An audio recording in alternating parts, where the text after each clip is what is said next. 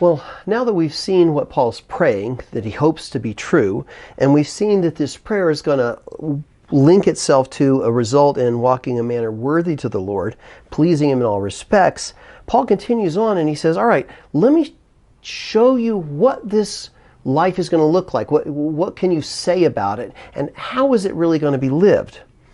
And we pick up in the second part of verse 10, he said, at the end of the first part, he says, to please Him in all respects. And he says, bearing fruit in every good work and increasing in the knowledge of God, strengthened with all power according to His glorious might for the attaining of all steadfastness and patience. And we're going to look at each of these little sections here. So when Paul says, I want you to live a manner pleasing in all respects, he says, well, what's this going to look like? This is going to be something that is bearing fruit in every good work and increasing in the knowledge of God.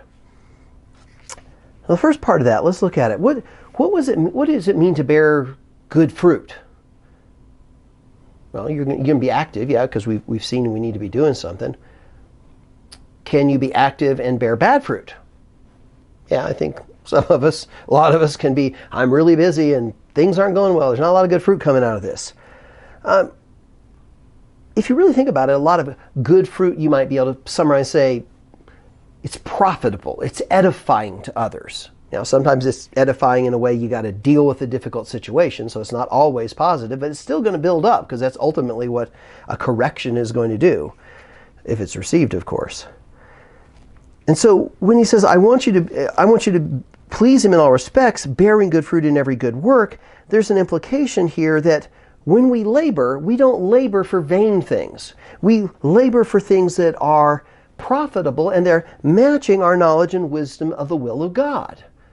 We look at it and say, what would God have me do in this situation? God hasn't given us a rule book for every situation. He's given us wisdom and understanding. Here is who I am. Here is how I'm carrying out things. Therefore, this is what you should be like.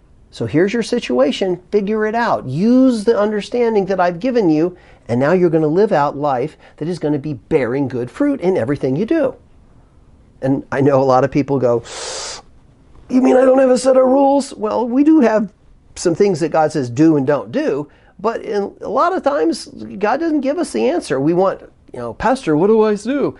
The pastor may be able to help you, may not. You're the one in the situation. God says, I want you to increase in knowledge. I want you to walk in a manner. I want you to bear good fruit, not, just do what the pastor tells you. That's not necessarily profitable, edifying, or even bearing good fruit. A lot of us would love that because, pastor said so, I'm out of the picture. No, that's not what Paul wants for these guys. That's not what we should want for each other. And this is hard. It's hard for us to say, what does my life look like? Because, by now, as I'm studying through here, I'm going, wow, I really need to work on a lot of things. I need to understand what's going on.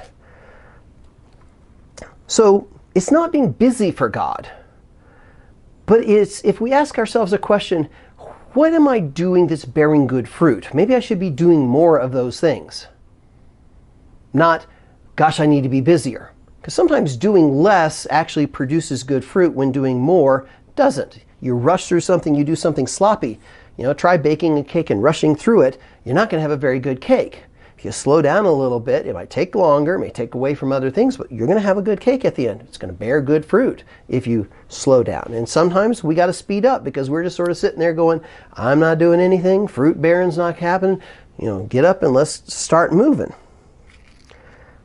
But here's where that feedback loop, when that circle and helix I mentioned earlier, it's not just bearing good fruit in every good work. It says, and increasing in the knowledge of God. And you go, well, wait a second, I thought I was supposed to already have that knowledge, and therefore it's going to produce this walk, and then it's bear good fruit, but now I'm increasing in knowledge again. Okay, there's my circle. Well, he says, in increasing. So it's really a helix. That's really what he's saying. I want your life to be progressively moving forward, not just looking like it's spinning in a circle. And sometimes we think it is because the helix is a really tight one, not making much progress in understanding the knowledge of God. But think about this. The way this is written in what's referred to as an instrumental case. An instrumental means a means of something. So in other words, in this good work, And these are the means you're going to say, here's what I thought I understood, here's the good works that are bearing fruit, and I'm now learning more about God. I'm increasing in Him because I see how He works in these things. I begin to understand, well, if that was a statement, here's the reality. Wow, I really can trust. I really can grow. That is what it's supposed to be because this is what He's told me. And this is the way I'm supposed to live. In other words, we're increasing in the knowledge of God. So it's a natural feedback. Our life understood, lived out in the way that's pleasing and honoring and acceptable and bearing good fruit is going to help us know more about God. And the more we know about God, the more we can understand in the knowledge and wisdom and spiritual. And it's just going to keep on going. It goes one way and comes all the way back again. And that's a beautiful thing. That's what Paul says. That's what I want for you, Colossians. That's what we should be praying for each other. It's really important that we do that. So, if you really think about it, we get to participate and understand better the plans and purposes of God. He doesn't reveal everything to us, but He's revealed a lot to us. Here's what I want. Here's what I'm trying to achieve. Be part of it. As you're going. Make disciples. Let them see your life. Let them be able to evaluate. Wow, who is this Jesus? Man, this must be somebody really worthy because I see in your life this person is worthy and you please them and you walk in a manner worthy and you bear good fruit. Wow, maybe I should know more about this God. This Jesus, and what it means to be really a Christian, not a church person, because there's a big difference between a church person and a Christian. The third thing is, all right, we're all charged up, we want to go, we're going to go do it, I'm going to be fruit bearing. And what's the first thing goes wrong with that? Yeah, I am going to do it. I've got to work myself up. Right, exactly. And that's the problem. Paul goes, okay, Colossians, let me explain something to you first. Yes, you need to do this. You need to be part of the team. But look what he says next. Strengthened with all power according to His glorious might. It's not our power. We can't do it on our own. So if we sit back and you say, well, this is too much, you're right, it is. If we try to do it by ourselves, if we try to do it on our own, not that we don't try to do, it's not that you don't try to do, it's do it yourself. He says, nuh-uh.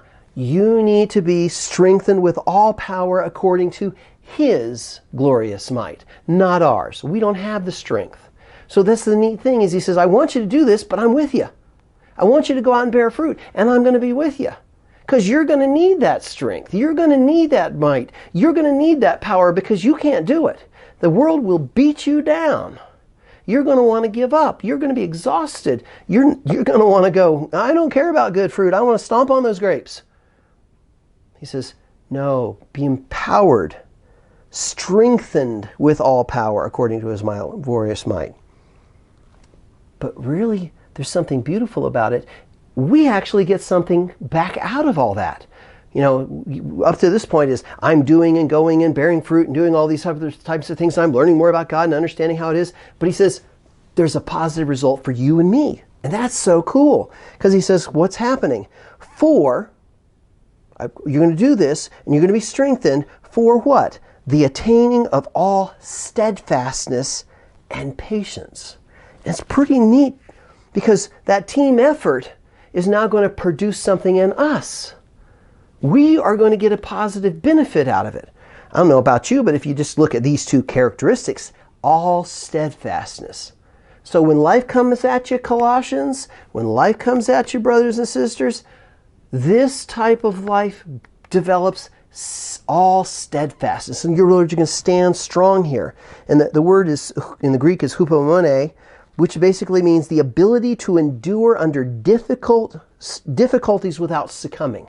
It's not just, oh yeah, I can stand there all day. It's like when it comes at you, when life gets tough, you can stand. I can stand. So it's this beautiful feedback. Again, go back. It's subjunctive. It's conditional. It might happen, but it will happen if these things become true. He says that what you're going to have is steadfastness. And the second thing that you're going to have is patience. And that word is macrothumia, which basically means the ability to endure under a long time under difficulties without retaliating or failing to live in a worthy manner. You might also translate it sort of long suffering. In other words, I can deal with it for a long time, steadfastness, and I'm dealing with this stuff. Well, and you say, well, I'm just patient. Well, what happens when you lose your patience? What happens when I lose my patience? When patience ends, guess what happens? Retaliation, failing to live in a godly way, we're not walking in a manner. Patience is an amazing thing. Patience says, I can deal with this. Steadfastness says, I'm sticking in it in difficult times. And patience says, I'm going to continue to endure it. And how am I going to endure it? I'm going to endure it without failing and striking back. Because if I lose my patience, boy, watch out. So all of the things that Paul is praying for the Colossians, especially the pressure they're under, this attack, this doubting, this questioning, he says, here's how you deal with it. Here's how you fight it. And it's going to produce steadfastness. It's going to produce patience in your life because it's going to be one that is worthy. And so we're going to close out this section in our next section here, and we're going to see that this is going to end up with praise back to God. Just as he's opened with it, he's going to come back to it and say, and this is going to be a joyous thanksgiving to the Father. And we're going to look at that next. And that'll finish up lesson 2.